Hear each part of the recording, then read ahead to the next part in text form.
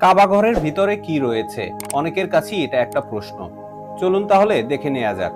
কাবা শরীফের ভেতরে 180 বর্গ মিটার পরিধির ভেতরে 3টি বিশাল শতকাঠের খুঁটি রয়েছে।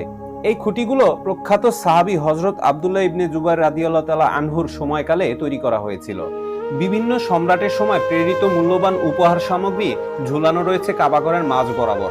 কাবাঘরের মূল প্রবেশদ্বারটি স্বর্ণের তৈরি। এছাড়াও কাবাঘরের আরো একটা দরজা রয়েছে। এক সময় সাহাবীরা এক দরজা দিয়ে প্রবেশ করে কাবাঘরের ভেতরে নামাজ পড়ে অন্য দরজা দিয়ে বের হয়ে যেতেন। এখন এই দরজাটি পার্মানেন্ট ভাবে বন্ধ করে দেওয়া হয়েছে। এটিও স্বর্ণের তৈরি। কাবাঘরের মেঝেটি শ্বেত পাথরের তৈরি। এছাড়া মেঝের উপরে শ্বেত পাথরের তৈরি একটা বাক্স রয়েছে। এর ভেতরে মেশক আম্বারের বিভিন্ন সুগন্ধ সামগ্রী সবসময়ের জন্য রাখা থাকে। এছাড়াও কাবাঘরের ভেতরে একটা জায়নামাজ রয়েছে। এখানেই মক্কা বিজয়ের পরে আমাদের প্রিয় নবী হযরত মুহাম্মদ সাল্লাল্লাহু আলাইহি ওয়াসাল্লাম নামাজ পড়েছিলেন।